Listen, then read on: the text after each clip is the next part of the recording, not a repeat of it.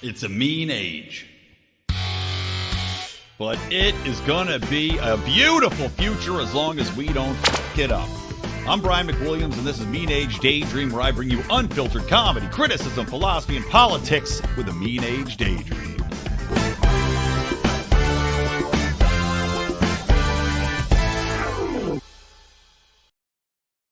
What is the word, everybody? Welcome to Mean Age Daydream. I am Brian McWilliams, your favorite person that you have probably never met in person. But still, I'm here speaking to you, the words pouring out of my mouth like the poet writing on a page. Hope everybody had a great last week.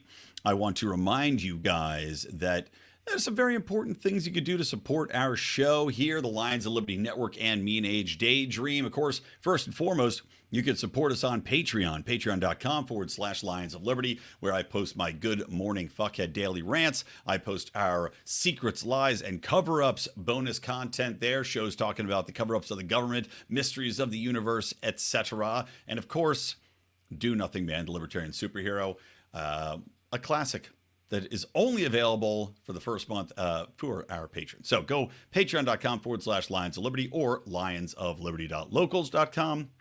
And I want to say from the bottom of my heart, anybody who was a patron and has since not become a patron any longer, I despise you. So let's move on into the show. I think it's an incredible day today because this morning has been a wonderful exercise in going through the news, and this episode's going to be a little bit of potpourri. I've just had a limited amount of time. Again, still having a very rough time with the new kiddo here, so I'm just living my life exhausted and frustrated for the most part. But still, some fun things to talk about. And the first and foremost is that going through the news cycle today, I saw two of just the most delightful examples of leftist hypocrisy. Now, I am on record saying that typically, most times, people that are on the left that are the loudest talking about how they're not racist, the people that have the stupid sign in their fucking yard that says every lie or Black Lives Matter, that we believe in the science, that water is life, and all this other shit. They are always the people that turn out to be the most closetedly bigoted, the most intolerant, the most anti-science. And we've seen this play out during COVID. We're seeing it now. We're seeing it now play out in the LA City Council. And in an even, I'd say, equally entertaining scenario wherein the military-industrial complex and its pretend wokeism, as you recall, that the military-industrial complex, as well as the spying complex, was making all these exercises to appeal to the woke left, changing their definitions, having all these woke seminars, etc. Right? Recruitment videos targeting the woke left. Well, they're coming head-to-head with the trans movement in a hilarious way. So we'll get to that in just a minute. But first, I want to talk about this primary story in what I have called the leftist hypocrisy on parade, and that happens right here in Los Angeles. Lovely, sunny, no rain ever Los Angeles. And it doesn't come from, let's say, some Republican that's running, this latest example I'm giving you of racist ideology and racist comments doesn't come from anybody on the right. It doesn't even come from anybody on the middle. Doesn't come from anybody that's even quasi-centrist-y lefty. No. News has come out about a recording taken without the knowledge of the people being recorded. Now, this is in a meeting, so there's not like there's a one-on-one conversation where this is going to break any laws, but several of the LA City Council, including the LA City Council President, which is a very powerful position, Nori Martinez, and she is a Latina woman, not a Latinx, though, remember. Not Latinx, Latina. But a Latina woman, they made a big deal about how this Latina woman was the first ever LA City Council president. Wow-wee, gosh dang, isn't that great? So she's recorded this other head of the LA Federation Union, like the biggest union in Los Angeles, another city councilman, Hispanic city councilman named Gil something or other, and another one named another white guy named Kevin something. I don't really give a shit about most of their names. The council president is the most important one, but they're sitting around in a meeting talking about another councilman, Mike Bonin, who is, by the way, a noted piece of leftist shit. I will say that. He has had the worst policies. He is at least partially to blame for the horrible homeless situation, which overran Venice, which forced a lot of friends of mine to move out of their environment. I mean, we moved to where I live now, which is about 5 miles away from Culver City, where we used to live. And part of that was that, we had the opportunity to buy a house in a nice neighborhood, which we did, but also that the area we lived in was getting overrun with homeless. Every underpass, people literally going to their houses, going to their apartments, and having the spot they're supposed to be able to park in filled with homeless people. Yep, you go to work, you come home, homeless people sitting in there. Good luck getting them out. That's Mike Bonin's fault.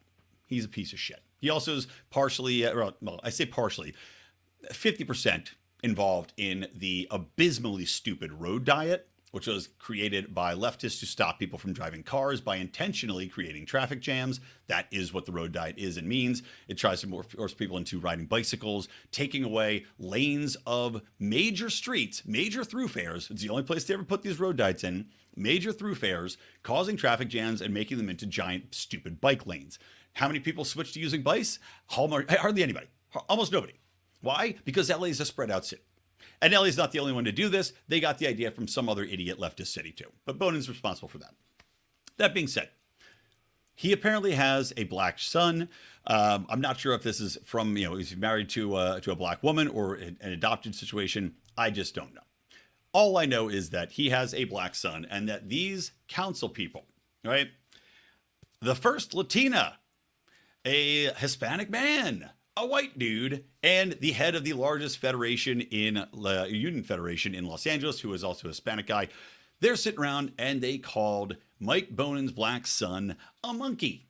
And apparently we're talking shit because they hate Mike Bonin. Again, justified to hate Mike Bonin. But deciding to call his son a monkey smacks a little bit of racism, doesn't it? Doesn't it kind of have the most racial undertones? I mean, we're going way back into the old school racism machine, right?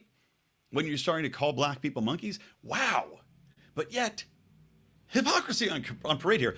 These people who have said that they stand with Black Lives Matter, I bet you can't find one of their profiles that didn't have a black square to unite with Black Lives Matter during the protest when LA City was being burned down during the protests, and these people proudly said that they stand with Black Lives Matter and that, tough titties to anybody who was a store owner or a private property believer.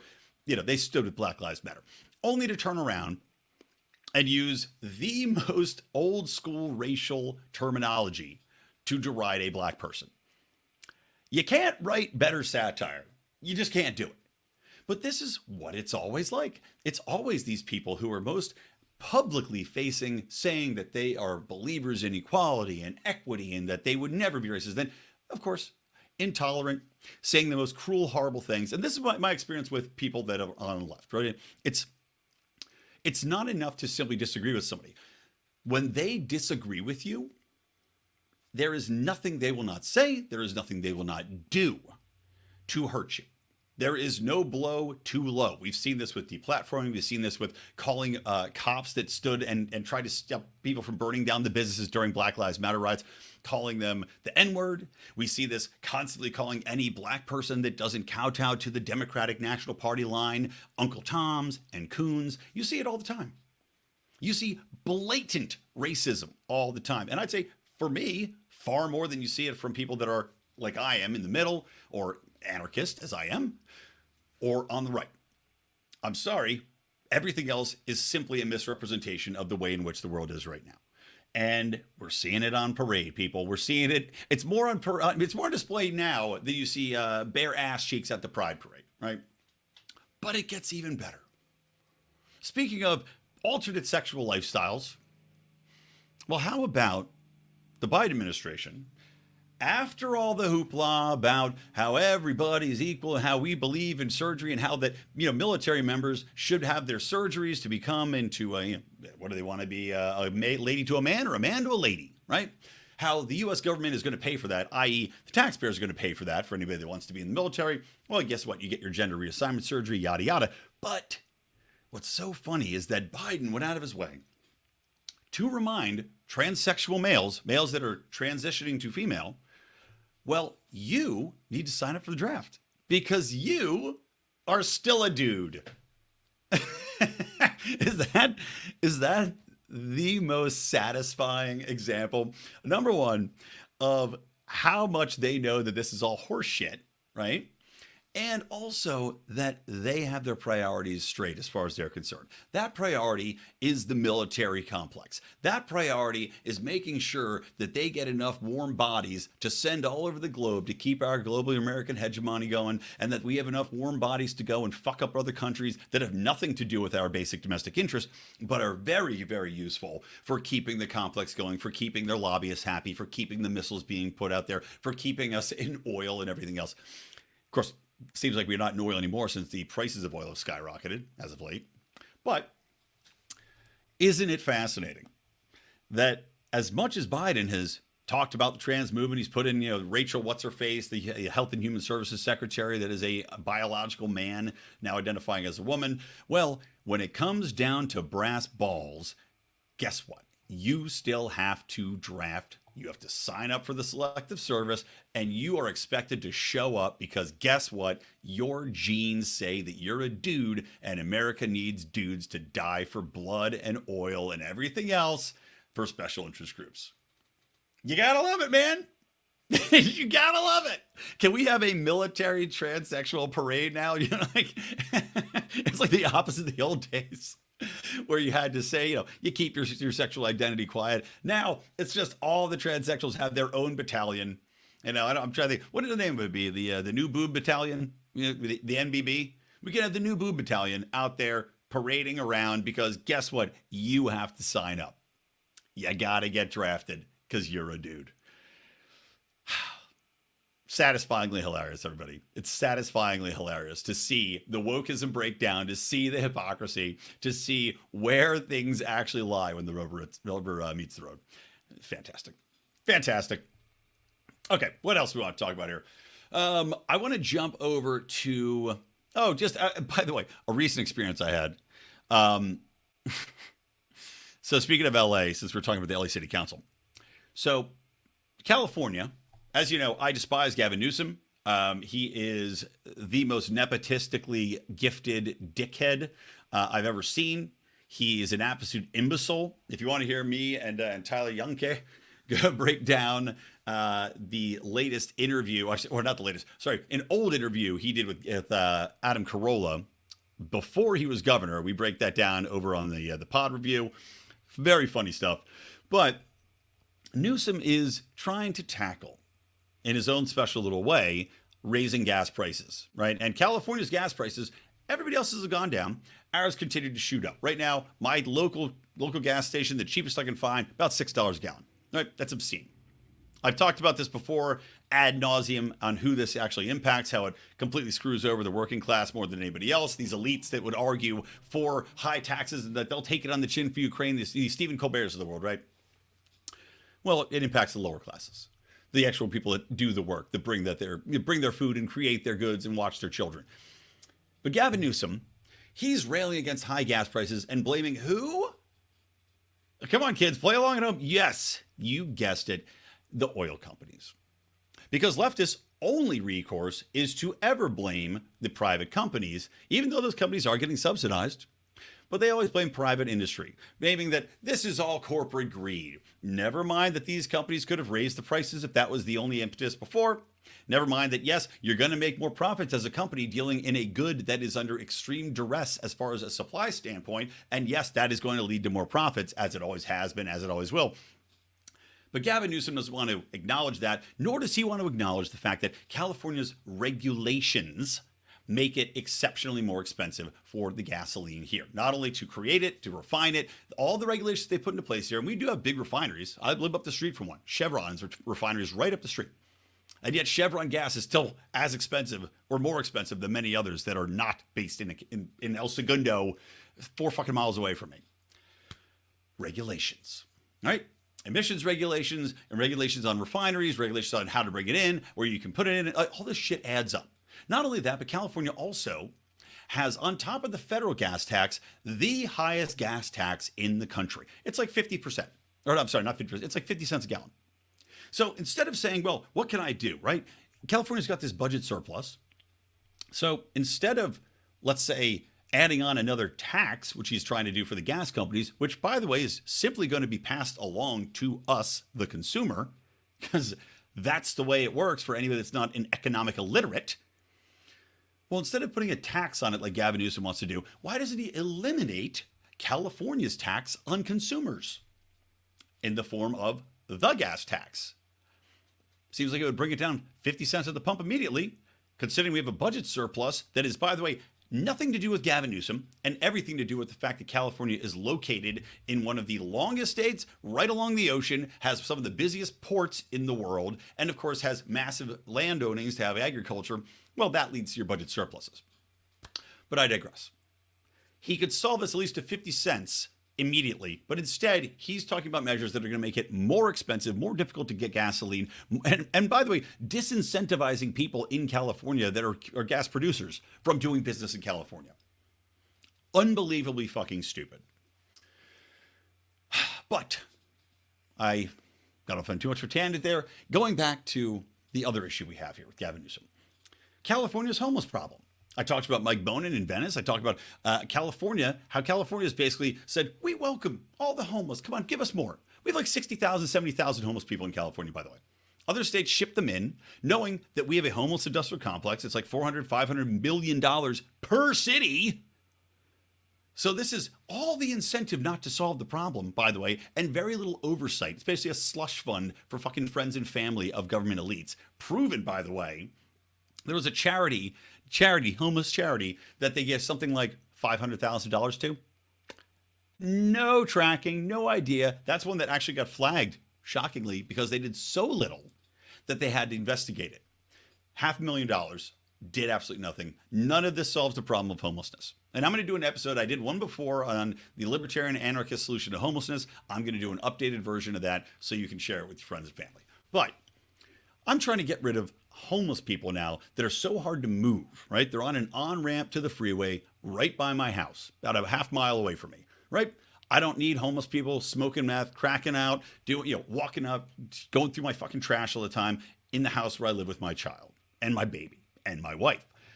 I prefer that they not be right up the street in an area wherein they can start fires, wherein they can, again, walk down my street clearly out of their fucking minds. Doesn't happen all the time, happens enough. So I want to move them out. But guess what? Because California is so welcoming to the homeless, well, they're trying to get rid of all the public camping laws, right? LA County, same thing. Let's get rid of all the public camping laws. Now you can set up camp anywhere. What ends up happening? Oh, that's right. Homeless people set up camps in every park, on every under-ramp, or every underpass. They set it up on the fucking freeway on-ramp.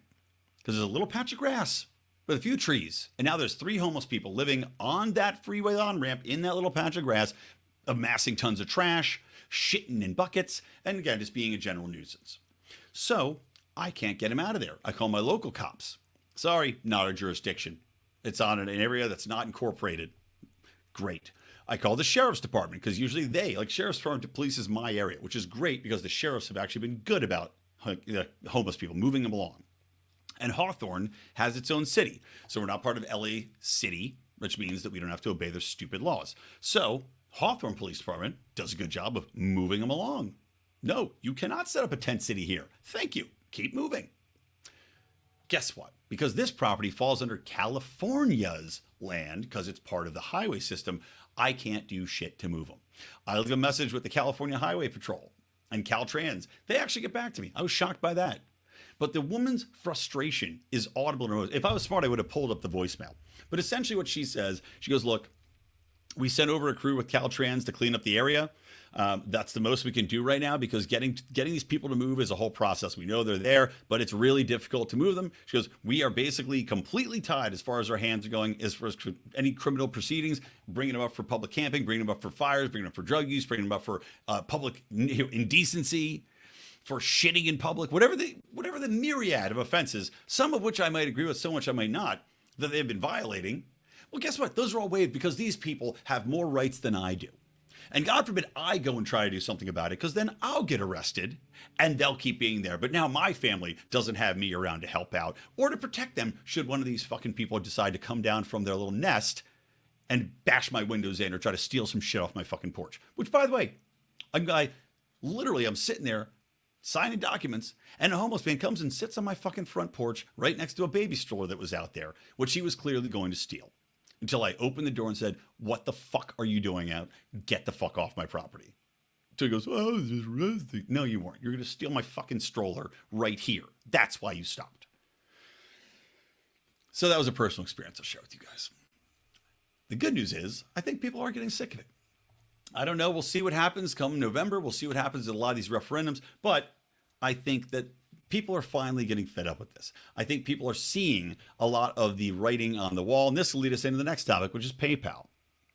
Now, the Washington Post wants to report on this PayPal story as though only people on the right were upset when PayPal pushed out a new user agreement, which basically said that they can take your money, up to $2,500 per infraction, for quote unquote misinformation or spreading hate or bigotry. Now, actually, the second part I'll get into in a minute because that still exists.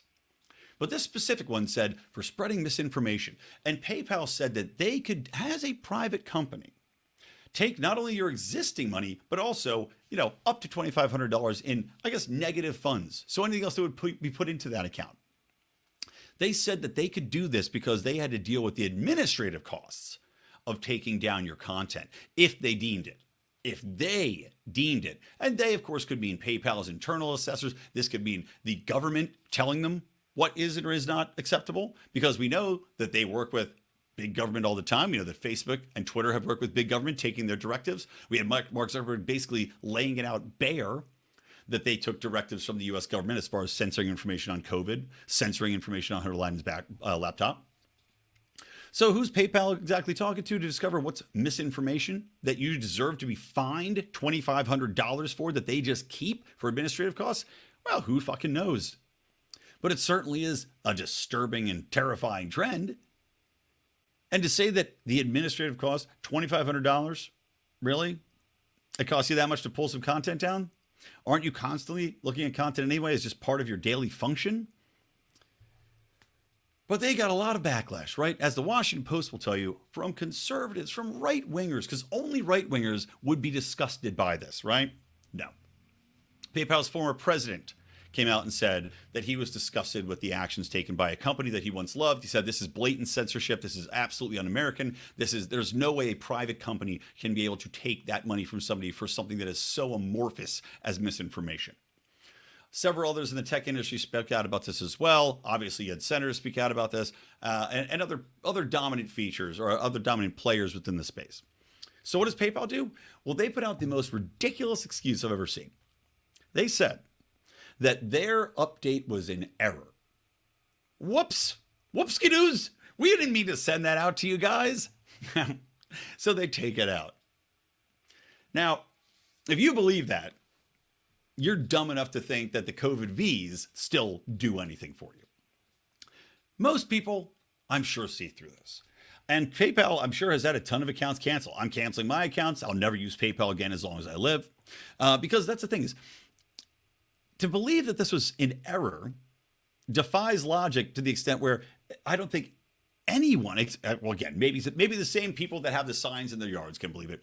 But for the common person, as dumb as the common person is, there's no way you have something drafted up like this that's a legal document that goes through an army of lawyers up to the CEO level, right? Because something like that where you're stealing $2,500 from people doesn't go through without the CEO knowing about it.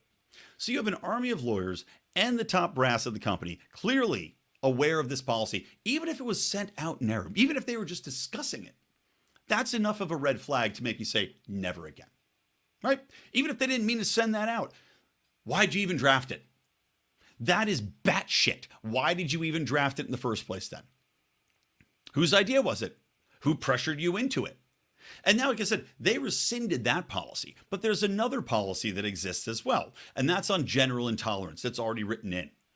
And to the same extent, they can look to use that to try to find you, do whatever. So there's no point. Delete your PayPal now. If you have a PayPal account, get rid of it.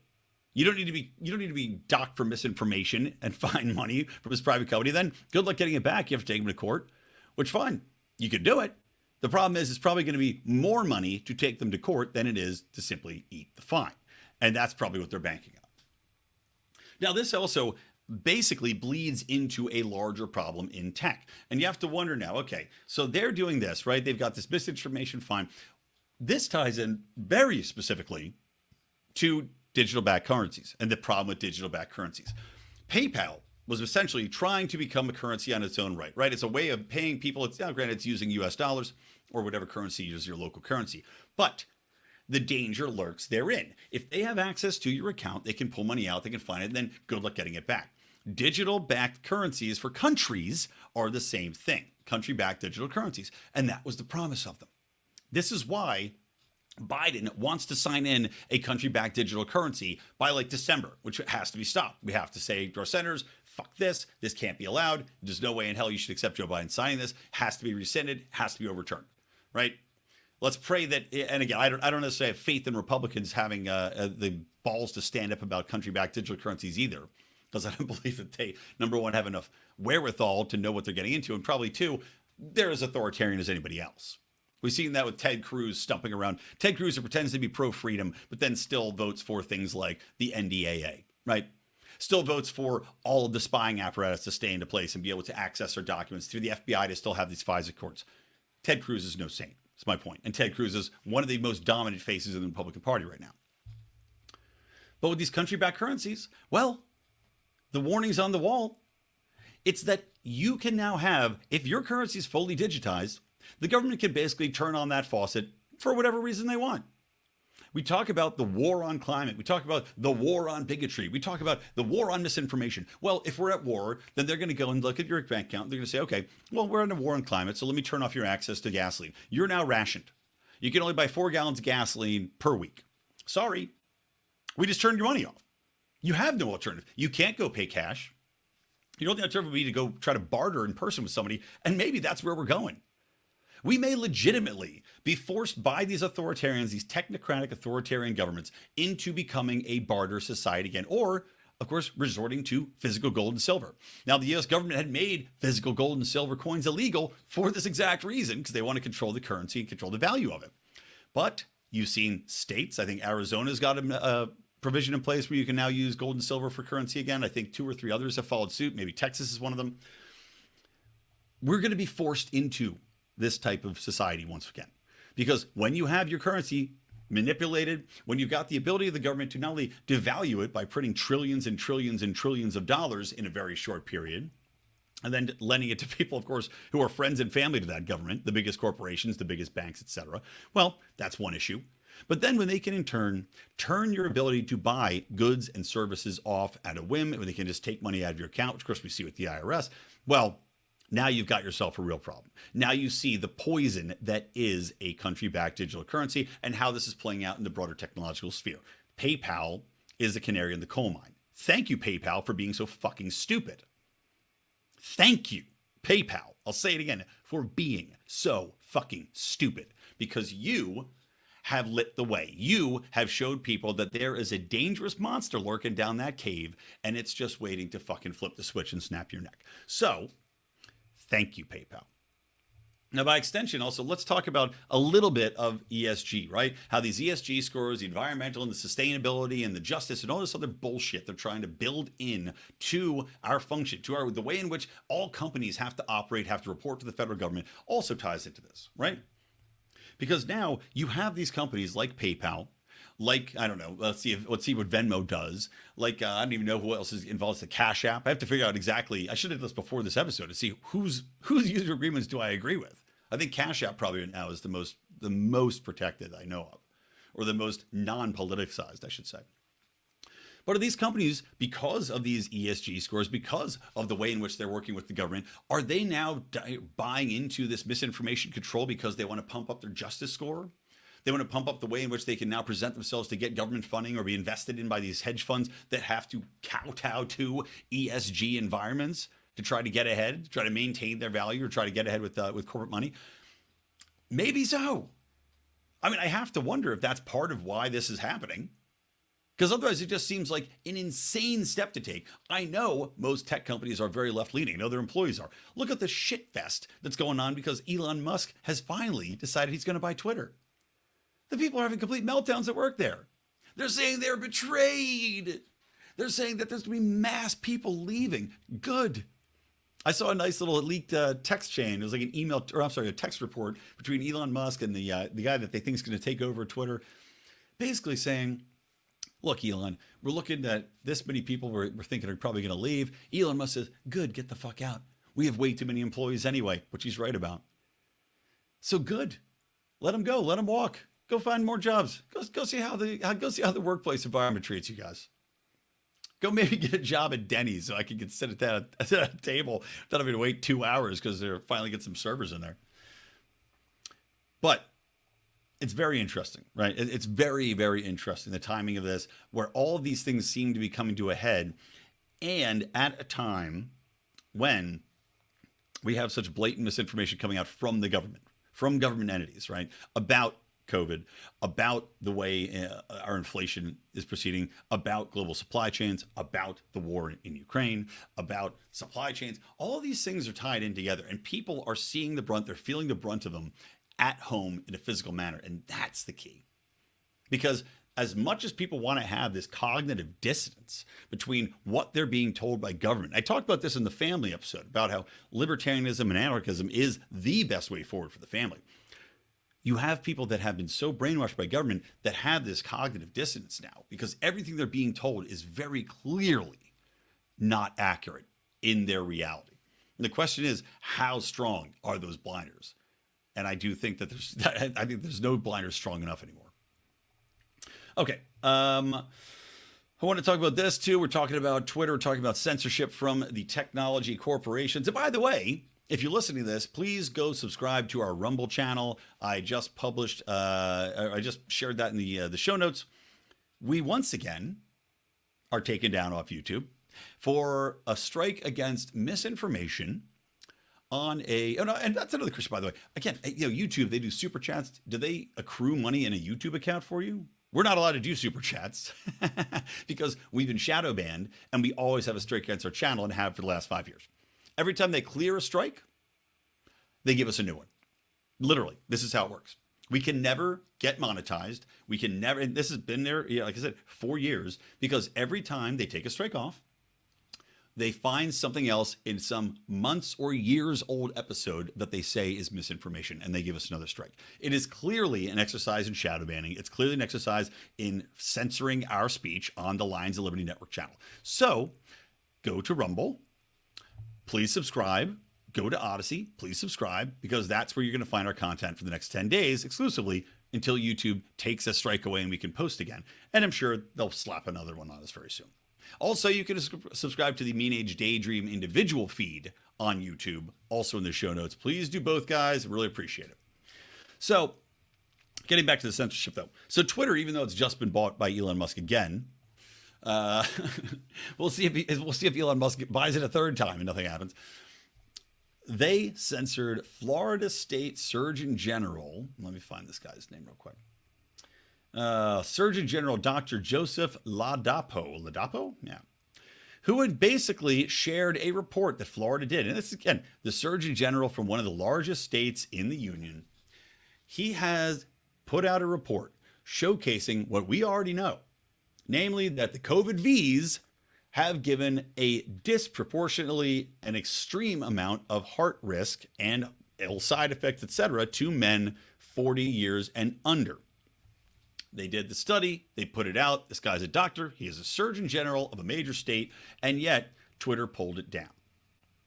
So there was quite a bit of outcry, because this is clearly Twitter censorship going one way and one way only, and that is against science.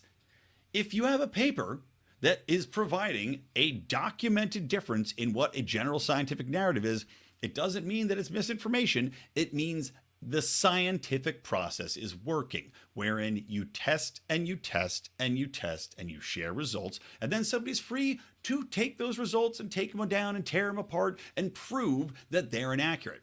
But if they can't, well, guess what? Those results can stand. And right now, we're seeing those results stand. We're seeing it in shared documents. We're seeing it in shared information that's coming out even on the CDC's own website about these impacts of COVID Vs. I'm not going to say the word because, again, I know what happens. And I don't want it, when we do publish this episode on YouTube, I don't want months from now to get another strike against it. That's why I'm just going to call them the Vs. So Twitter takes it down. This is cited by people as clear indication of their censorship and magically gets put back up.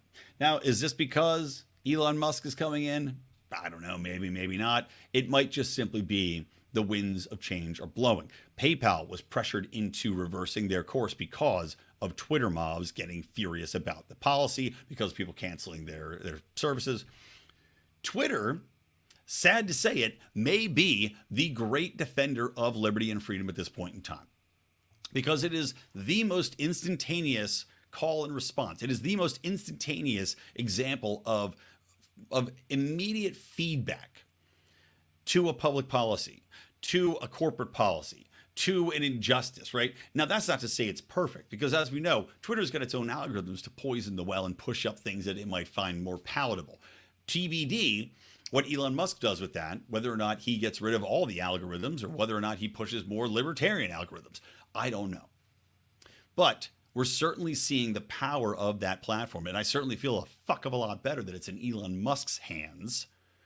I mean, his hands with 15 different baby genetics on them. God damn, Elon Musk, stop making kids. He's making kids just with like, he's just impregnating women, not even having sex with them anymore. It's just like, you work with me. You want to have a few kids? You want to have a few Musks? Brush off the Musks. But thank God, at least this massive platform that has the potential to reverse course on all these policies is going to be in the hands of somebody who, at least on the surface, is committed to free speech. That makes me feel pretty good about it. But it's also a sickening example of the power of technology companies and corporations. And it makes you wonder just how much has been censored in the past. How much has been suppressed by Facebook, by Twitter, that is rejecting the ultra woke policies of the left, rejecting corporate overstep, rejecting government narratives, that they have simply said, no, we're not going to allow that to get out there. We're not going to cover it. We're not going to let it trend. We're not going to let it be seen. Twitter, notably, of course, had suspended the New York Post over the Hunter Biden laptop. That's one we know about. How many don't we know about? How many users with, 15,000? How many people like me? You got several thousand followers, but if a tweet of mine doesn't get 5,000 likes on it, well, I don't think too much about it, do I? Well, I'm certainly thinking about it now. So I am curious to see how things are going to change with Mr. Musk in charge. Let's see, what else, guys? Oh, another fun thing. U.S. national debt blew past $31 trillion. Great. Very excited about that. Let's see if anybody notices when their bank accounts are completely worthless.